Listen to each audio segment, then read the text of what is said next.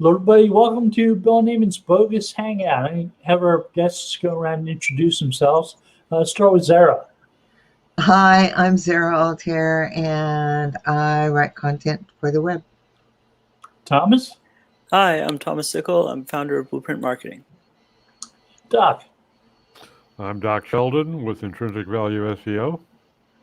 Webmaster T. Terry Van Horn, Toronto, Ontario, Canada.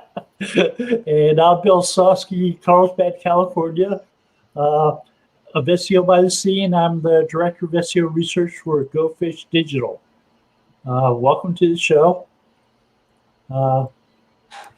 So we've had some interesting news, Terry. Yeah, I don't know. Some of it is kind of interesting, I guess. So Google is going to increase enforcement on user-generated spam on websites. Yeah, I can see. Has there been an increase in user-generated spam? Was that comments and forum markings and things like that? No idea. But it's so easy to label that stuff now. Like it's not no follower other. You're just saying what it is, UGC. Yeah. You know, as soon as you put that, you don't have to worry about anything because you told Google what's going on your website. But you can still be penalized for user-generated content. Oh, yeah. Yeah, but I think it'd have to be pretty gross. As bad as like YouTube comments? Yeah, there were a couple of big sites that got caught in almost every case. It was because they were doing nothing. Yeah, if you leave your comments on and you have no spam system to stop what's going to hit you, Google has a right to. Yeah, I remember when almost every blog had comments open. Bill's the only site I've been on in a while where, and the rags all have them turned on.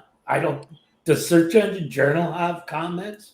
No, they got rid of their comments 6-7 years ago.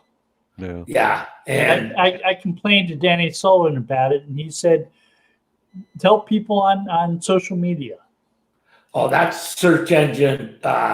I was talking Search Engine Journal. I mentioned Search Engine Land though because it's my experience with it. Search Engine Journal doesn't have comments either. No, I think both SEL and SEJ killed them all a long time ago.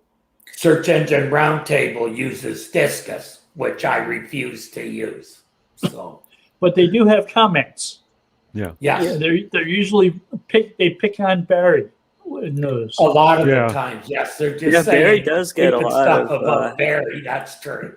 He gets bagged on a lot, and so does Gary for some reason. Who? Gary from Google.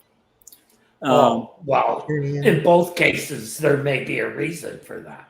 Oh no, I do it, so I know there. Yeah, I know there. But Gary, at least, I don't know about Barry. Yeah, I'm not sure why. I'd say there's definitely a reason why he gets hassled, and it ain't just because he works at Google. No, I like both of them. They're both wonderful people. It's all in jest. Probably, I'm not sure why. Try again, Bill. I'm not sure people can Barry, but some people do. Breaking up there a little bit, Bill. I'm not sure why some people. What's that? Oh yeah, for sure. Like they're actually really, I've seen comments where people have said some extremely impolite things to him, and I have no idea why. Like, I mean, I know it's because it's most of the time it's their site has been hit by something and they're mad and they want to take it out on somebody and he's the bearer of bad news or. But they're killing the messenger. Exactly. Yeah. Exactly. Shooting the messenger. Yeah. Wrong guy. This is I don't why. know. I don't know how Barry has the patience that he does to put up with that crap. Makes a because- lot of money. That's the patience. Usually, if you're making a lot of more money, you have a lot more patience for what goes on. I mean, I don't think he's seen an ad he didn't like. Which is my way of saying they have too many ads on the site. He enjoys being in the industry. I've watched some of his vlogs where he interviews people. I think Yes. that would probably be a better experience than the website. He visits people and he asks them good questions. Mhm. Yes. I'll give him that much. He is pretty knowledgeable. Mhm. He's very knowledgeable. I think, and he visits people. This is going to be a bad one.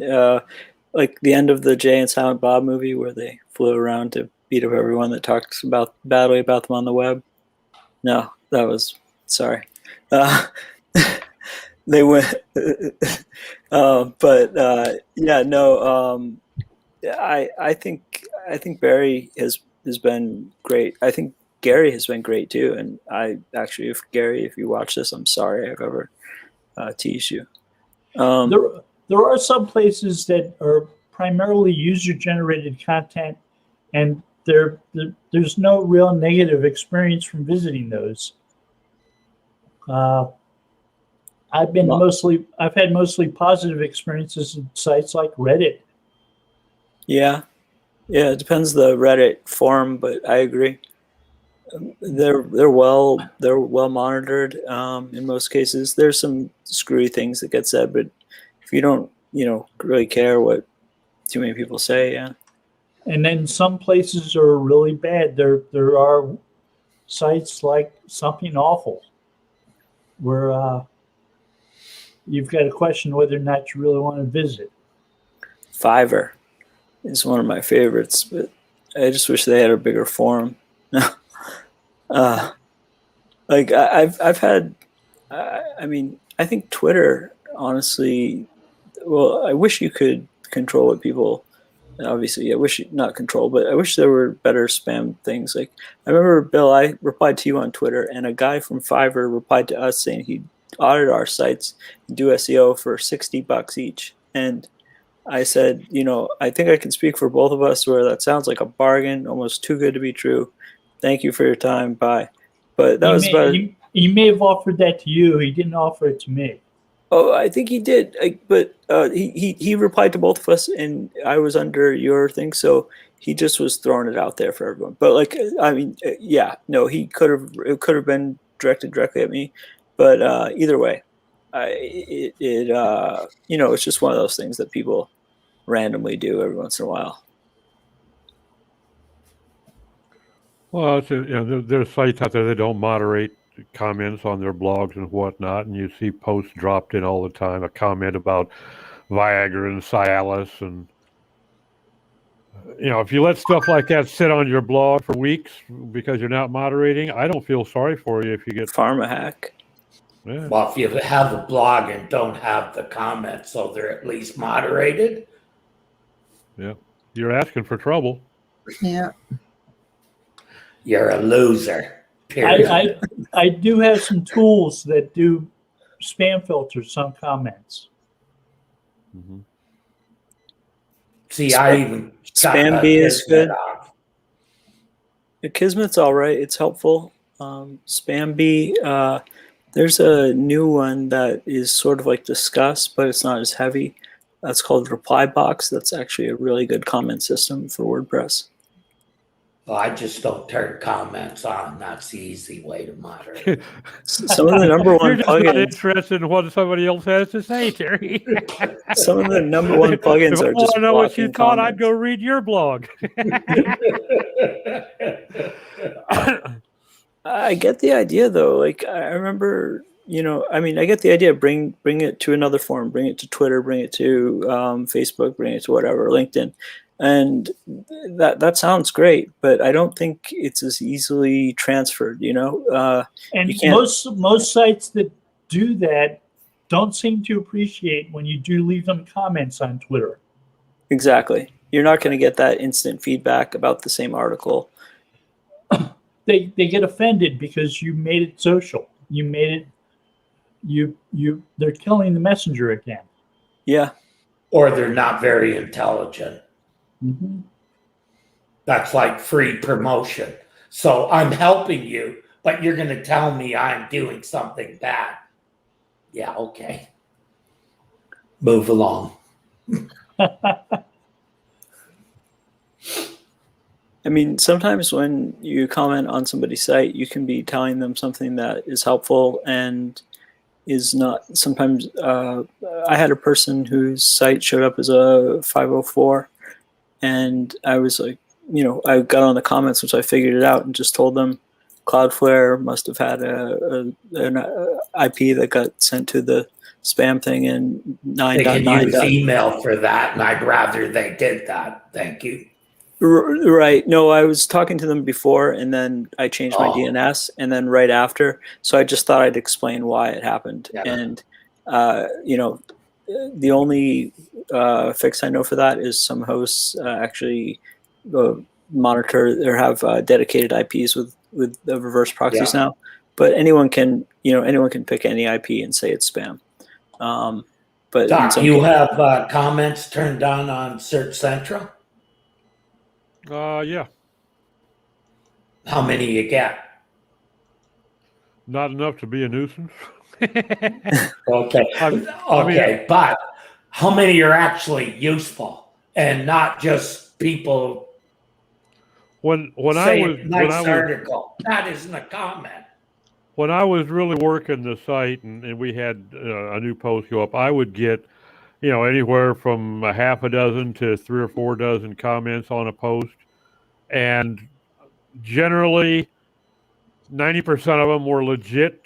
They weren't just dropping a link to sell me pills, but probably half of them were just nitwits that were trying to get their name out there without having a clue what they were talking about.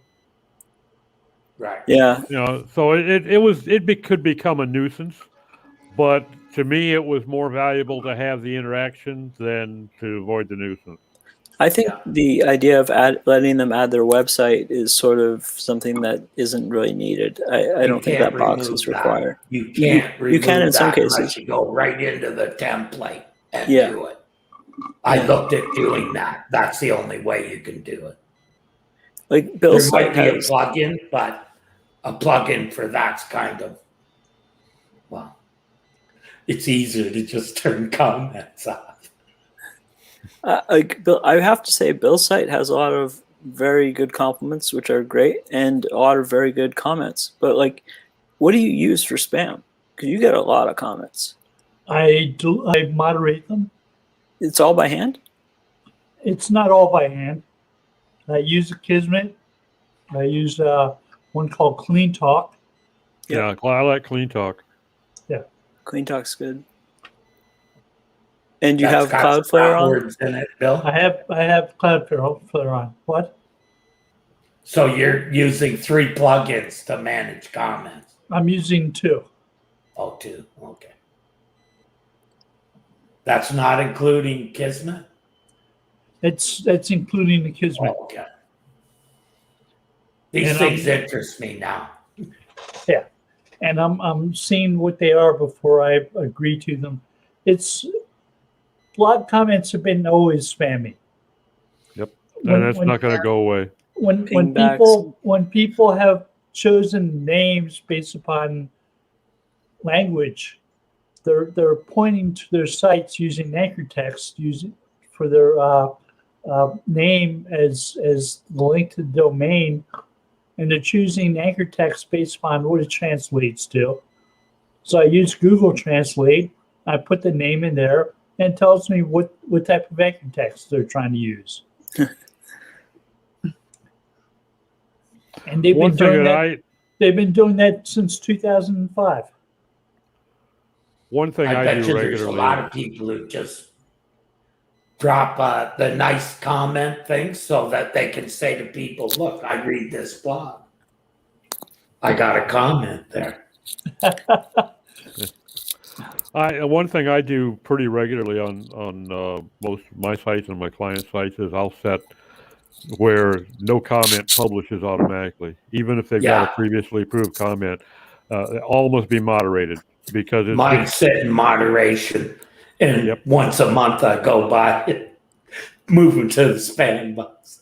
Because I've even gone into the filters and plug in all the bad words and teen porn and pills and Vialis and all Viagra and all this stuff, and I still get a ton of them. They don't get past the filter, but they'll deliberately misspell it, and of course that filter won't catch that. So I just said, no, you know what? I don't. It's not like I'm getting 500 comments a day I got to go through.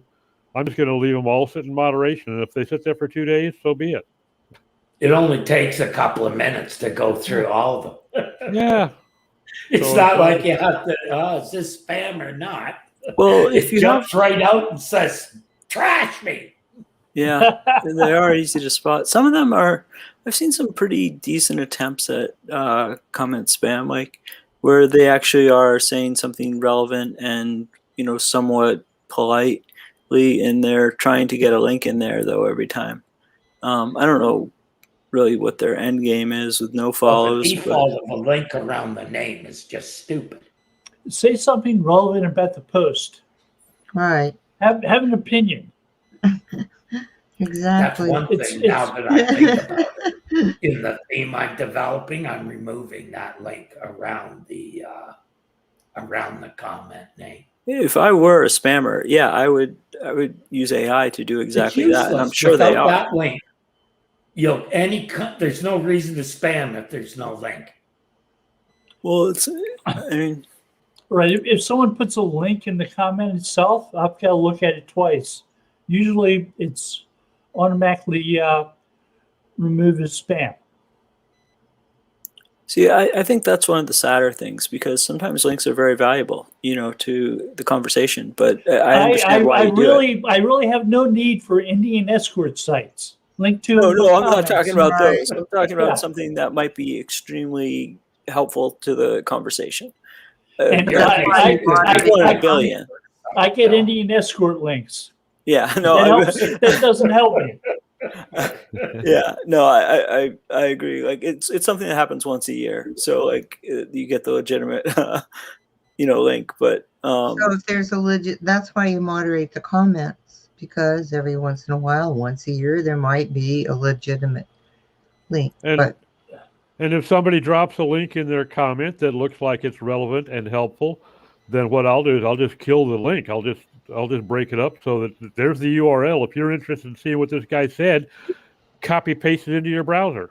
But I'm not going to, not necessarily leave a link, unless it's someplace that I want to link to if I've checked it out. But it's just not worth the hassle sometimes to allow people. Sometimes it's not worth the hassle to even allow them to comment. It depends on what kind of content you have. Right, Doc, for instance, you could look today and that site be fine, right? Today, that they're linking to, and 6 months later, you got the old web spam penalty, because you linked to a bad neighborhood. Let's put it, for most client sites, in my opinion, it's too big a gamble. That should be on a separate domain. Mm-hmm. What do you think of plugins like Discuss and off-site plugins, or not off-site, but embedded plugins for comments? Oh, like Discus? Yep. Yeah, as soon as I found out that you could edit your comments and nobody would know about it, I quit using it. Oh, I didn't know that. Yeah. I didn't know that either. You can edit your comment. You can you can go back and change history, dear. Yep. Oh, wow. I didn't know that. You don't even have to revisit the blog. You can go to your Discus account. You can do it, and the blog guy there, doesn't even know it. And the site owner never hears about it. That's good. So I can settle some scores. No, I'm just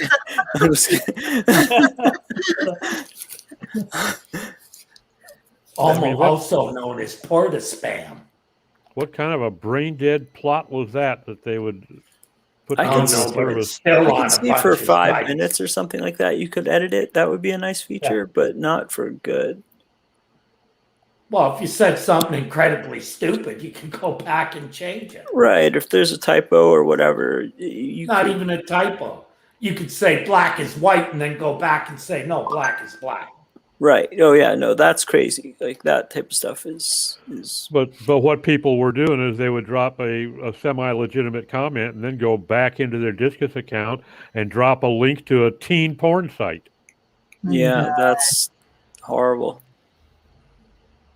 That's good Of to know. course, I you know didn't know who it could did do it, it. but then you look it up and it's somebody who doesn't exist. Right. They got a free email and they just, yeah.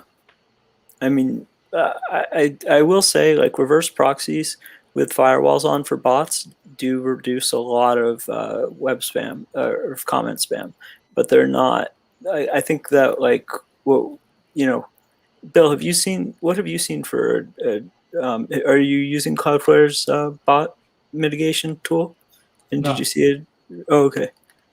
You might want to try it on the firewall. It's just one click and you can make some rules, and it catches some of it because of all the machine learning on the free side of that. It's got about what is it, 19% of the web, so it gets a lot of data, which is good. So that firewall gets smarter every day, and that might be a real interesting thing to see how many comments are actually still spam after that has been turned on. Clean Talk catches a lot of spam. Clean It Talk's does, great. yeah. Yeah. Spamby is another good one, and I mean, yeah, and then reply box is something that's more like Discuss.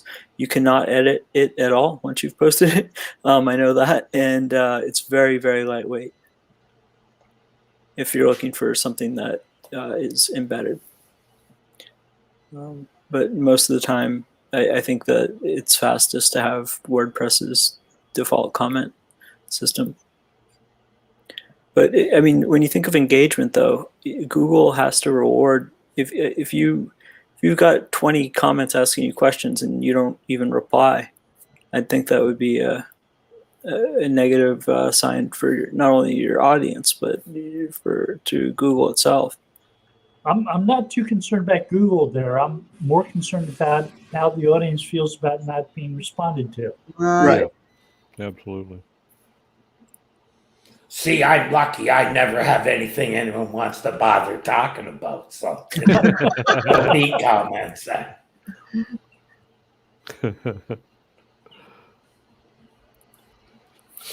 But one thing that I did notice when Dave and I had websites where there was a lot of comments, that when blogs first started becoming popular, there were a lot more comments than there are now. Oh yeah. I would say Oh, yeah. it's dropped Drop way off. significantly to where people don't bother. And that was exacerbated by Twitter. Because now instead of commenting on the blog, you can go and put it on Twitter and share it with the thousands of other people. When Median came out, I was shocked to see how many comments were there. It was like I was looking at a blog post, obviously, but I was just like, "Oh, wow, comments are back." It's such a strange feeling to see real comments again, but a good thing though. I thoroughly think it adds to the engagement of the site. I really do.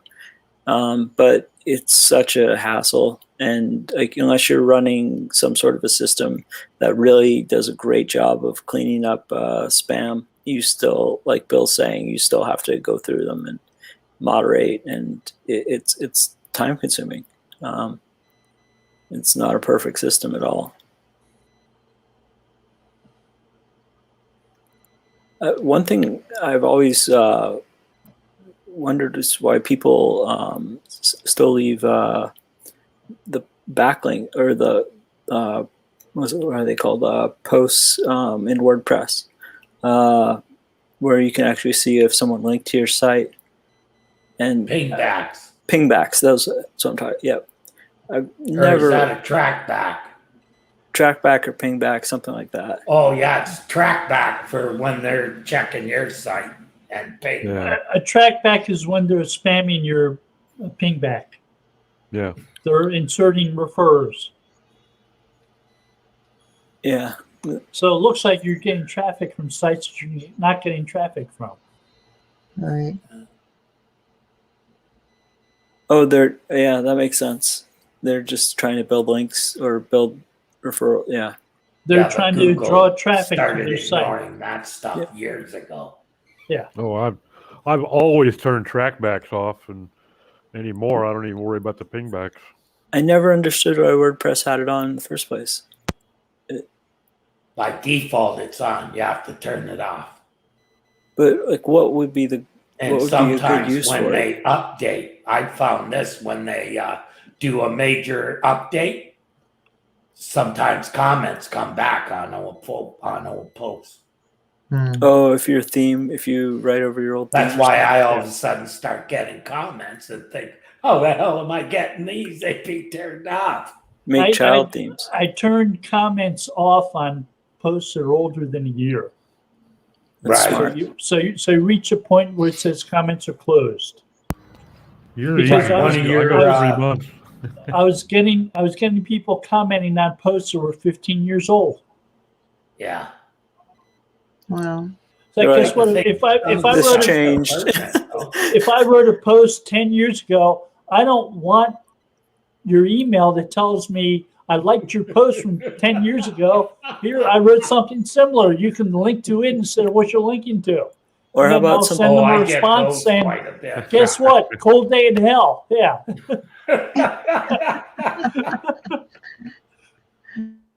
So I wrote it 10 years ago. I don't care about it now. Thanks.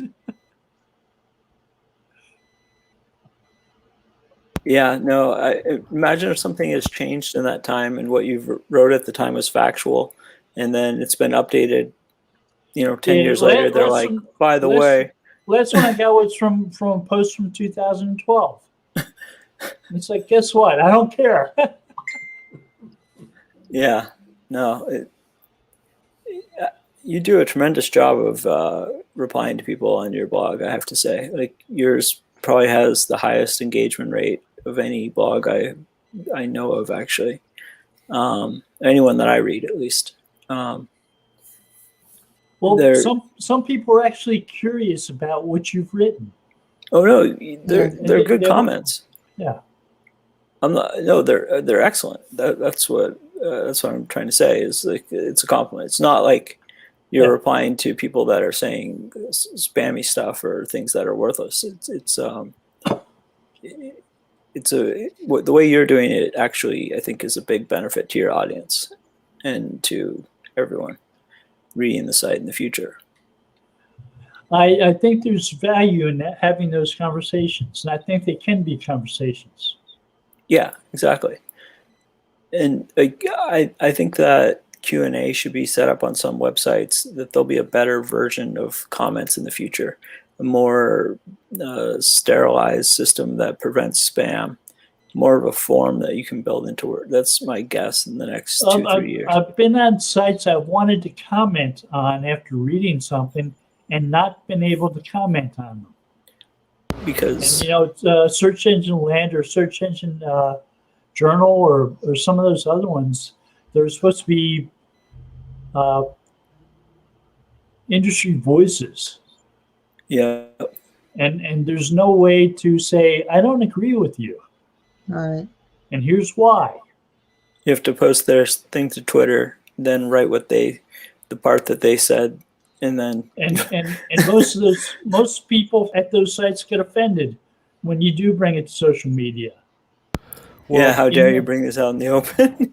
Search Engine Journal doesn't like to have comments because it takes up valuable ad space. All of them are like that, Doc. Yeah, I know, but I could have SEJ 10 ads there. Why do I But want comments? Search Engine I'm- Journal takes it to a whole new level, though. And Search Engine Land got rid of the Google Plus links almost immediately, and then get rid of all the other ones. Oh, they don't have discus anymore. That's why I didn't Search there. Engine Land never had discus. No, Didn't? they had internal commenting, but they didn't have They, this. they had internal commenting. They got rid of all of those, which is a shame because I left some comments and they destroyed my comments. They didn't export any of them or archive them for any. No. It was too much work going through them. You Right. think they just end all the? You think they just stop new comments from coming in, and put a thing saying we no longer accept comments? I think it was easier to just delete them. Yeah, because they used to get a lot of the same kind of comments that Barry gets. The Get Berry plugin. No, you're wrong. I don't believe you. You're a mouthpiece for Google, all that stuff. Yeah. Danny got a lot of that when he was Yep. at Search Engine Land because he had such a rapport with Google. And he was much less of a mouthpiece for Google than he is now. Yeah, it's a valid comment now to say the search liaison for Google might be a mouthpiece for Google now, but not back then. But he's been doing that job for probably 15 years, just not getting paid by Google. And they did have a relationship with Google.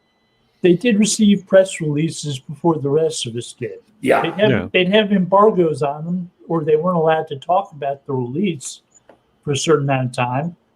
But they did learn about things before we did. So they were able to write an article before the announcement was even made. Right. Unfair advantage. Mm-hmm.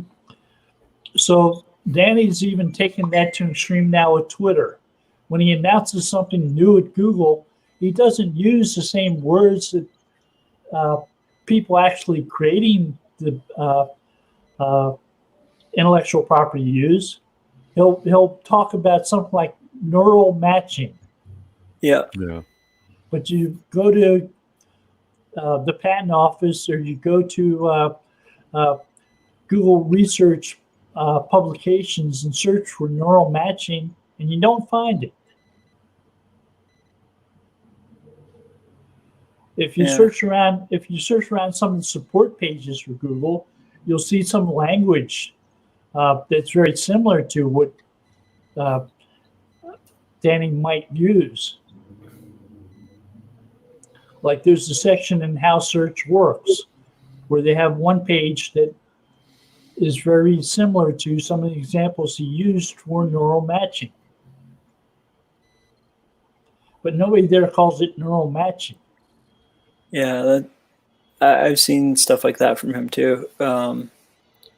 It is strange. I don't know if he's trying to make it easier for people, but it's not really easier when you're not using the correct word. He's trying to describe it, which is nice. Yeah. But he doesn't leave good clues that are easily solved.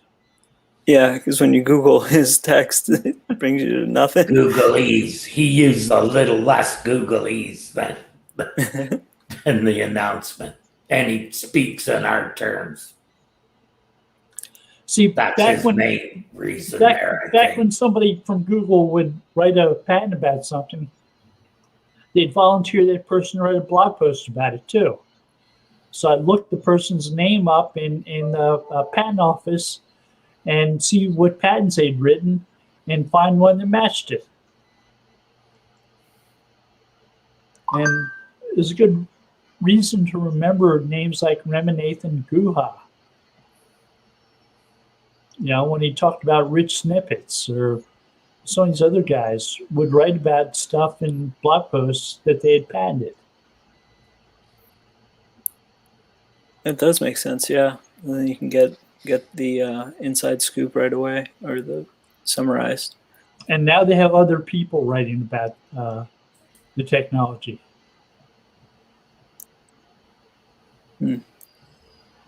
Yeah, I guess that person who wrote the patent or created the patent is probably too busy, so they just delegate to somebody else, and that gets written up. They're covering their tracks better. Yeah. It is interesting to see the way Google operates like that with things like that. They're to be an industry that's controlled mostly by one search engine, and it's so clandestine in so many ways. When you have Neat Panda write on his profile page at Google Plus that he is the panda that the updated Google was named after, so you can tell which panda it was because there are at least 2 search engineers from Google with the last name Panda. I know PageRank was after Larry Page, but Really? yeah, Yeah, it's true. and Check it out. No. It's back when he's still working at Stanford. Just think, it could have easily become Sergey Rank, you know? Yeah. I remember there was Except Sergey never wrote any part of PageRank. Yeah. I remember being on Twitter and a guy was arguing with you, telling you that BrainRank was part of PageRank, and he kept arguing.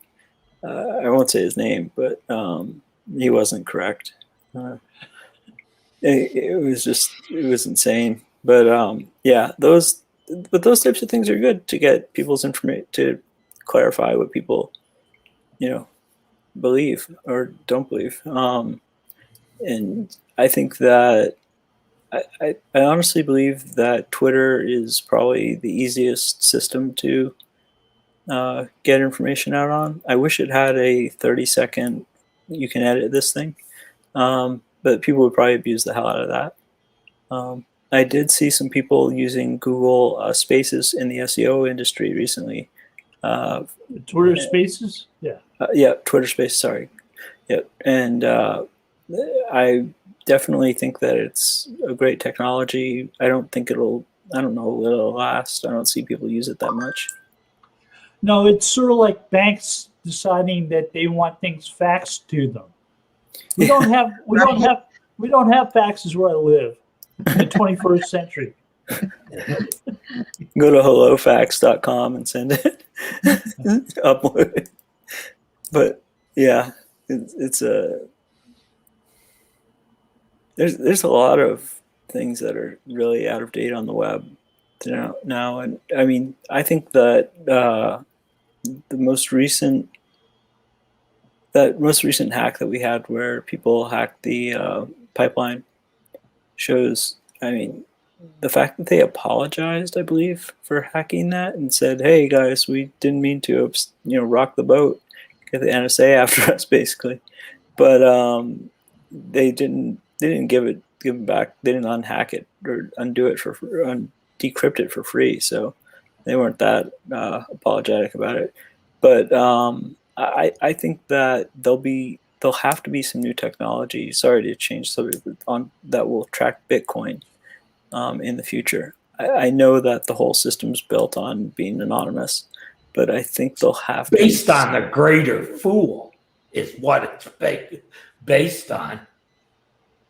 You know who buys Bitcoin and you make money?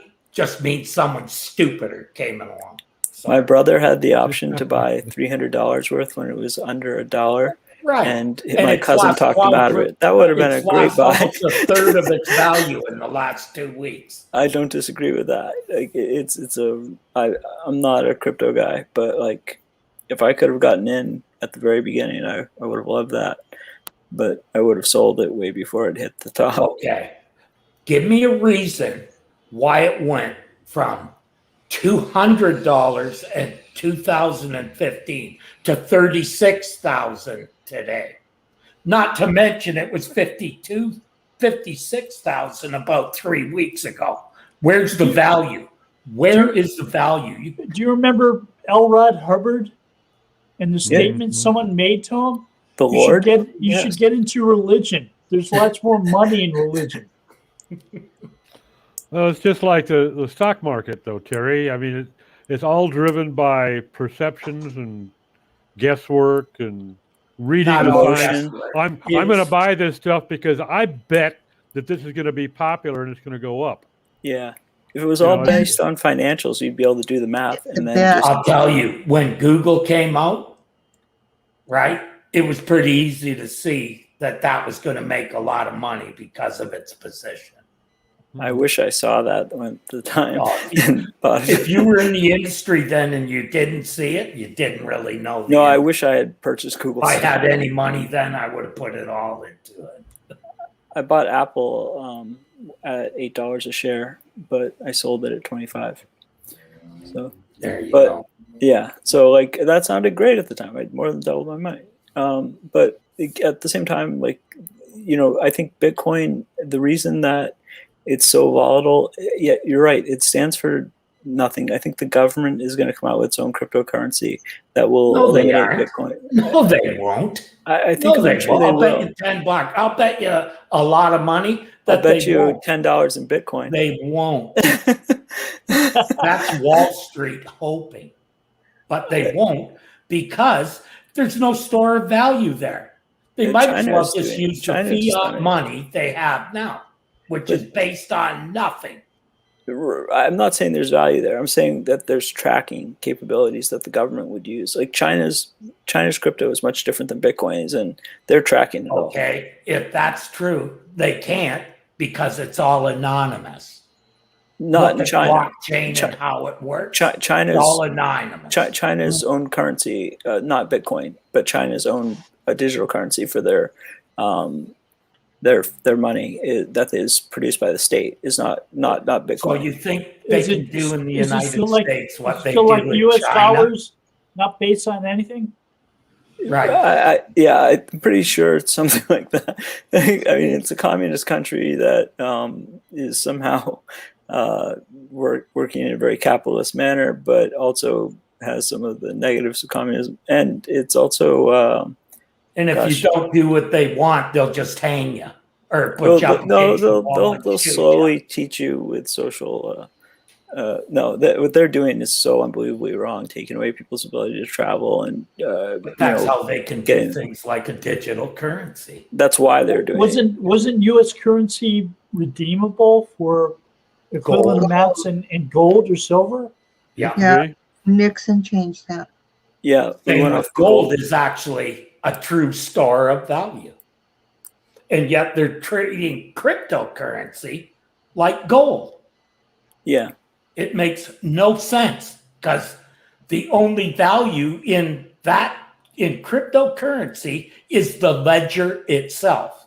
But value is what we assign to it. Just like wampum back with the Indians. I mean, it was just shells. Basically, it's all what society agrees. You know, is and the fact that the white men could inflate wampum any way they wanted to screw the Indians. Yeah, I don't think that probably happened. Same deal as crypto. Only people getting screwed are the people buying it. I think cryptocurrency is good for ransomware. I think it was good when it came out for micro payments, which was its original function. Mm-hmm. It was the first way to do real micro payments. But I also think the blockchain is a good gift from cryptocurrency that it's given a lot of companies. So tell me something, everybody. Google puts out a message every year talking about how much web spam they fought off. And they fought off 2.9 billion pieces this year, which sounds like a lot, but it's a lot less than they have in previous years. Yeah. So who's killing the web spam? COVID. Nah.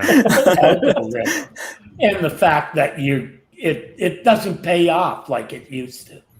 Is that like the phone spammers are getting stupider? That's happening too. I really do think that Terry's right there. That is more systems are machine learning they're able to actually block these attacks much more locally more often before it gets hit by Google. Like we were talking about comment spam. things like that are actually making a real deep impact onto it. Because I've never met anyone that's like, I made $1 million in comments or $1 even. Like, I don't know what I've never met that person if they We know exist. someone, Doc? I'm- Used to be able, he could literally drop thousands of links in a minute. Oh, tens of thousands, hundreds of thousands. Yeah. I think that's the other thing. When Google's considering web spam, they're also talking about PBNs and stuff like that, right? I mean, They've always been able to identify PBNs. yeah. Yeah, only a fool thinks that PBNs work. They No, work, but Google doesn't want them to work. Right. Google recently, notably, got the surprise, a law firm, which is the most common for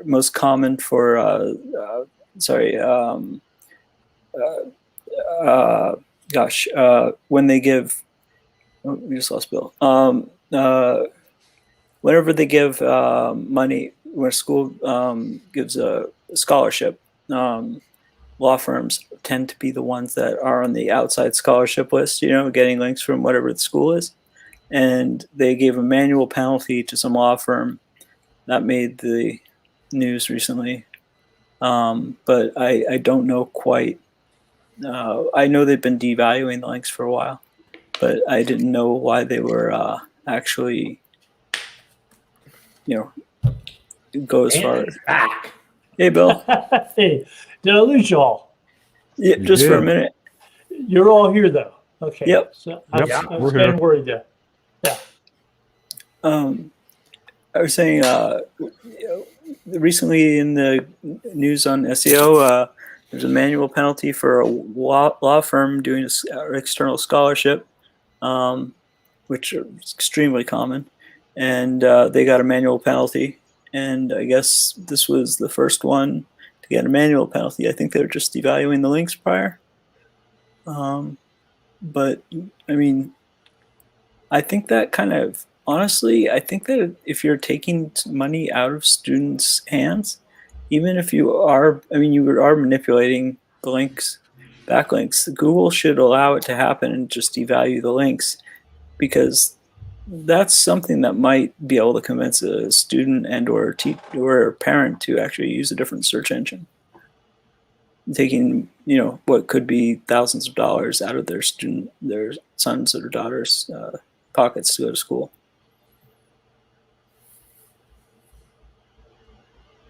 Most admirable way of acquiring links in a malicious manner. It's called, but it benefited somebody in a good way. But, yeah, the law firms probably. Both, yeah, the law firm. But I'm not saying it should have been allowed. I'm saying Google should just figure out the patterns and devalue. It's like They do. It's like fruit ripe on a tree. There's so much there for the picking. There's no end of fighting spam. They can choose what they're pursuing. Yeah. If you're getting a manual spam penalty, You did something really wrong. you've gone way over the line. Yeah. If you You've use actually managed to put the square peg in the round hole. Worse than that. if you use a site operator and you choose .edu as the site, and then you look for all the sites that are writing about giving away Cialis or Viagra, you just run that site .edu, Cialis or Viagra, you see 200,000, 300,000 sites. EDU's giving that away? Pick on those, yeah. They're easy targets for the hackers. They're fresh, ripe for the picking. Jeez. Yeah. A lot of them are students who are barely, they can surf the web, but that's the extent of it, and they got their own pages. There are lots of open forums for classes that aren't monitored by IT people. That people can discuss books that they're reading in class or literature that they're reading or projects that they're working on. And Anything goes. And anybody can use the sites. Anybody can post to them. Anybody can spam them. Wow. And they get spammed. Oh yeah, makes sense. Those need to be closed down. Students used to sell a lot of links on those sites too. I remember college newspapers. Not that like from with the editor, I assume could be bought. I'm not saying I know that could happen. Right. Somebody was claiming that .edu and .gov sites were hard to spam, and were given more authority by Google. And then Matt Cutts pointed out, here's the Stanford University newsletter, which is spamming the world. They don't get any more authority than anybody else. They changed PageRank just for them. The whole algorithm's tweaked for some TDLs. Yeah. But yeah. And you don't file an injunction for declarative relief when your PageRank gets drops, because courts will say it's Google's freedom of expression, telling you that you have a PageRank 2 instead of a PageRank 7. That's such a fascinating case that actually got to the Supreme Court. I mean, I can't imagine. I guess the first courts just didn't know what to make of it. But, the Supreme Court isn't the last court because it's the last court. It's the last court because they have the final say. All right. Yeah. But to get to the Supreme Court, it has to be a pretty serious issue and a pretty... Well, or to get denied by the Supreme Court, it has to be serious. Yeah. But they don't want to have to deal with it. Right. They set the precedent for the rest of the courts. And yeah.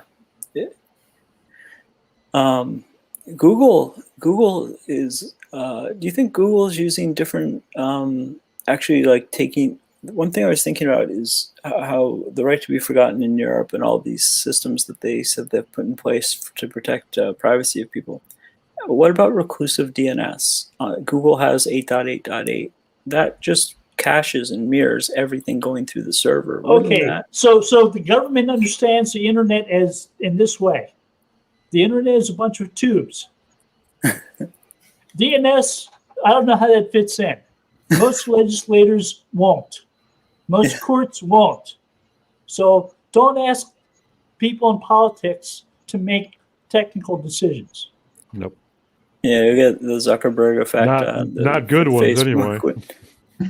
Yeah. I guess, yeah, you're right. I should have known that from watching Zuckerberg get interviewed by the Congress. That was brutal. I mean, I'm not a fan of him, but wow. Congress is the... Heard another person in Congress say that the United States invented the web.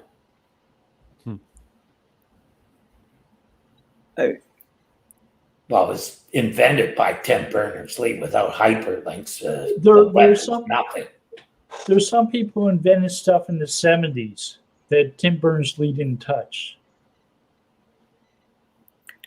Al Gore was on the... If you ask people like Vint Cerf, he knows a lot more about the origins of aspects of the web, like protocols. Right. If I were in Congress, I would have said Prodigy invented the web, or AOL. But well, there's two parts to the web. There are a lot of people inventing parts, pieces, bits. It's like you look at Apple. Apple created HyperCard, which was similar to hypertext, but it wasn't the same thing. Right. It was a way of getting around one document at a time from one part to another. But it wasn't a way of getting from one network to another, like links do. Well, I do agree that the part of the internet that is two computers talking to one another directly, that was done by the United States with DARPANET and all that stuff. But the actual language that makes the internet work was Tim Berners-Lee with HTML. Well, I think the web is a collective of everyone on the planet, pretty much. I mean, just miss getting those monthly update CDs in the mail from AOL with the new internet on it. Yeah. You've got mail. New coaster. You get to fill out the set. After got- a year, you got a you got- set of coasters. Oh, you got the whole new updated internet on this thing. After 2 hours of it spinning in there, you'd be like, restart the computer and boom. My mom actually said that one time. She checked her mail and she said there were actually 2 AOL CDs in her mail one day, and she brought them in. She says, "Why do they update the internet so often?" Wait, what? Wait, Mom, run that by me again. Twice a month.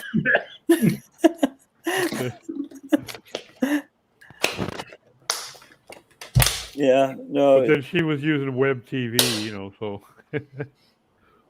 I'm trying to teach my mother. Wow, that's a long time ago. Yep. I remember writing pages for that thing too. Do you remember the phone books of URLs that you could buy at convenience stores? Oh yeah. Like my local newsstand used to have these thick telephone book size things that had lists of URLs to all kinds of, and they categorized them. Yeah, almost like yellow pages for the web. That's why George Bush Sr. named his company Zappa, because he wanted it to either be an A or a Z. So when they opened one of those things, they found this company. It's a killer of aardvarks. Yeah. It's so strange to think back on the way we, or people interfaced or thought, progressed with the web, and how many wrong turns, and how it's all led to something pretty amazing that still has many flaws. I think that you can't make progress without wrong turns. You're right. The way it evolves, I used to warn. I taught a internet literacy class and with a bunch of school teachers. I used to warn them, don't go to whitehouse.com. Bring your students there because it's boring. Yeah. You want whitehouse.gov.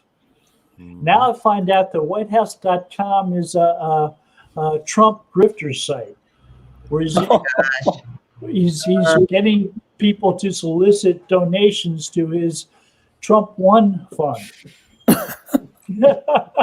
Oh, I remember watching a story about a woman who gave $350,000 to scammers, and they used an email, whitehouse12@Yahoo Mail, and she actually asked them. She said, "Why isn't this from the White House?"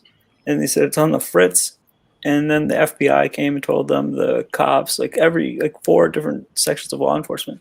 And she just, because of the amount of money, she just refused to believe that this person wouldn't, actually give them back whatever times 50 or whatever she was supposed to be promised back. It was unbelievable. But I think that, the amount of money that must have been stolen on the web must be unbelievable.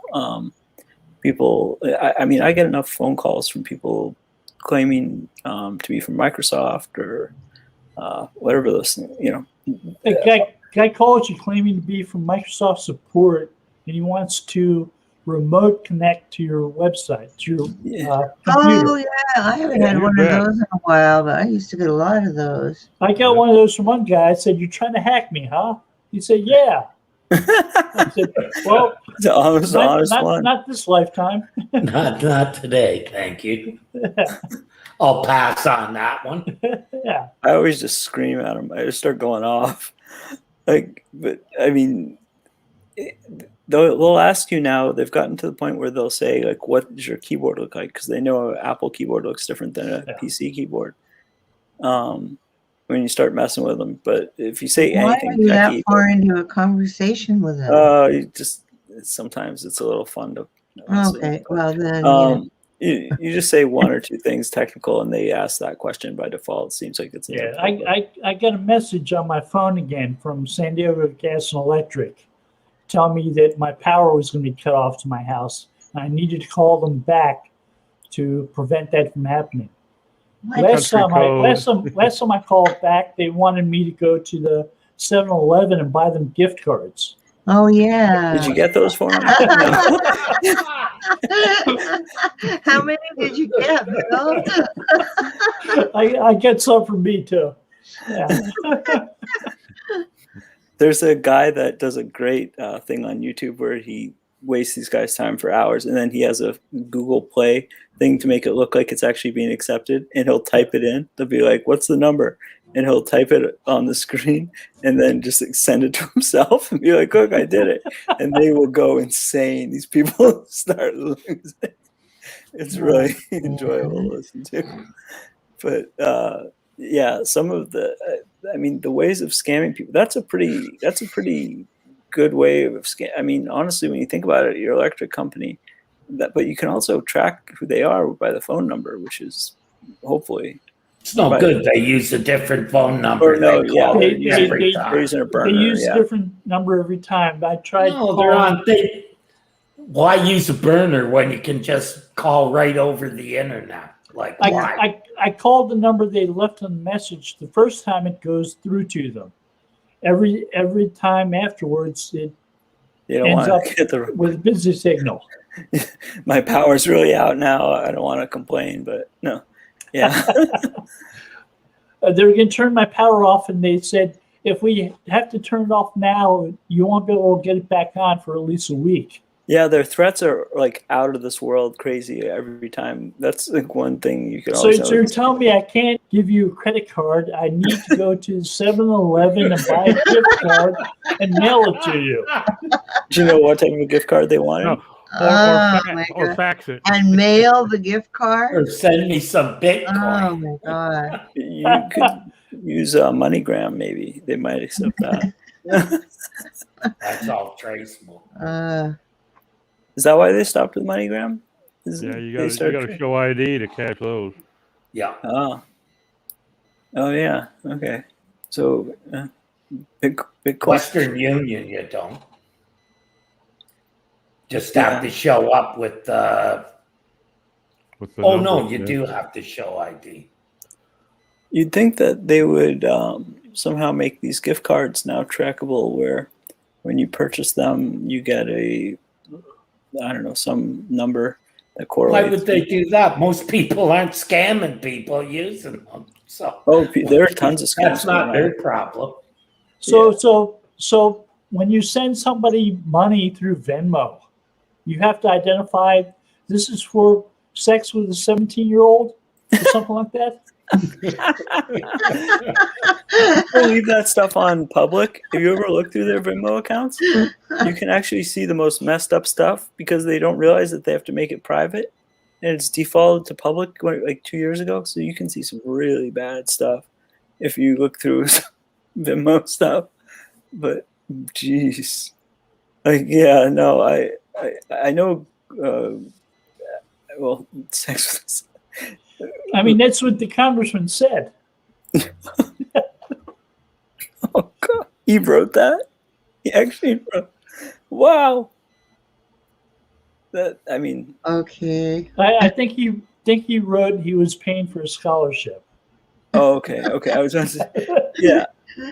But, geez, that guy didn't seem like a very good guy from the beginning. It turns out he's not a good guy at all. It's amazing that he made it to Congress. He may be president someday. It wouldn't be surprising, right? Buddy, Matt Gaetz. He's just as indictable. He should be in jail right now. I mean, honestly, if someone else did that, Doc, you were a cop, right? Yep. What would you do in that situation? Oh, he'd probably have a terrible accident crossing the parking lot. And then he'd go to jail, right? Fall down the stairs going down the basement, eh? Yeah, three times. But it wouldn't be some long drawn out process. It would just be that and then prison, right? So Or jail. uniform camera just won't go on. I don't know what's wrong with it. Yeah, it a lot of times, Thomas, it just depends on the DA, because whatever direction that the district attorney is getting, the prosecutor is gonna. Different prosecutors in different jurisdictions have different limitations put on them. Sometimes by the judges, because they don't want their docket full of cases that can't be won or aren't really worth prosecuting. Sometimes by the politicians upstairs that are concerned about sending a message. There's just so many driving factors. And sometimes it's the DA himself. He's just trying to build himself a track record because he wants to run for mayor or governor or some shit. And he wants to be able to say, I have a 99.5% conviction rate. Okay. So it varies a lot. Where I was working, I was in Virginia Beach, or where I was working, the DAs would go after anything that was criminal. Okay. They were pretty much hands off on civil stuff that kind of pushed the edges of crossing the line. But if it was criminal, they'd go after anybody. If it was $25 fine for a criminal misdemeanor, they'd prosecute it.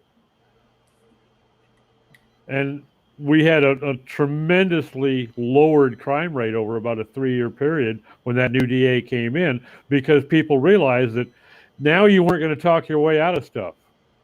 And he didn't. There were no plea bargains. If he had a hard case on you, you were going to jail. He'd go after the maximum sentence. He was not a very popular guy, but there are some systems that are geared towards plea bargains. Oh yeah.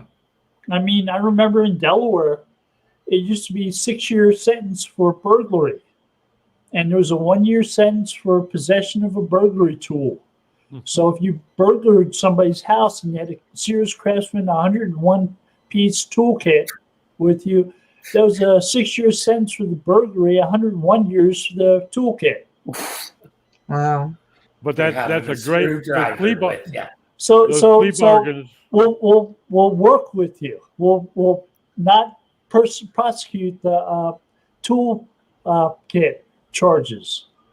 So you just plead guilty to the burglary. It's only 6 years instead of 107. Well, plus the fact that those plea bargains definitely help keep the docket clear. Yeah. Maybe you could, if you get a conviction, you might be able to nail this guy for 6 to 8 years. But if you can get him to cop to 2 years, then it takes the judge 30 seconds to review and sign. He doesn't even have to see the damn defendant. A lot of it's just time in the court, right? It's just pushing. Well, yeah, because that's going to take up a day, at least a half a day in court, maybe several days. You do a teleconference for the arraignment, and he never has to come to court ever. Yeah, but if he'll cop a plea to take a 2-year stint, then you don't even have that. How come so many prosecutors become defense attorneys? Because they make more money that way. They make more money. Pretty simple. That's what I figured, but I was wondering. Like once you've been a prosecutor, you know the guys on the other side. You can get the clients. In those days, I knew people who paid more for those lawyers for that reason. Criminal justice is like the restaurant business. You see the sausage being made. Yeah. You don't want it anymore. Yeah, you don't want any more of that sausage. Just out of curiosity, what do you guys think of the incarceration rate in the United States? It's unrealistic. It's unsustainable. It's big business. It's all about business. I mean, they aren't sending them to public jails. I don't know. I don't know what's like the last 4 or 5 years or so, but for a long time, under the Bureau of Justice Statistics, the amount of violent crimes happening in the United States had been decreasing tremendously. But the incarceration rate was going through the roof. Yeah. We incarcerate more people than any other country on the planet, including China, and that's not per capita. There were some issues with truth in sentencing laws. there were really high incarceration rates for certain types of drug Minor. crimes, usually. Yeah. Like possession of a certain amount of cocaine, you get a lot of time. Possession for the same amount of crack cocaine, you get 6 times the amount of time. And usually your skin was a lot darker when you had crack. Yeah, I was about to say there Yeah. seems to be a racism built into that law. Yeah. It seems to me that like our taxes would be a lot lower if we incarcerated a lot fewer people. If we actually treated people. Yeah. Right. If they had Our- cocaine counseling and stuff like that instead of imprisonment. Our system is not about treatment. It's about punishment and money. Yeah. Not It's necessarily about- in that order. It's about Right. deterrence. If Yeah. you incarcerate somebody, you can prevent them from committing crimes. You As long can- as they're locked up, usually they come out They're a still better committing criminal crimes in than jail, when they probably. went in. Yeah, I think that I think it's a system that hopefully will. I mean, I'm lucky I've never been affected by it, but so many people. It just seems amazing to me that all these other countries are doing so well without having to lock so many people up. And I do understand it's financial and. I don't Okay, recall the I've numbers. been around but- the block a few times.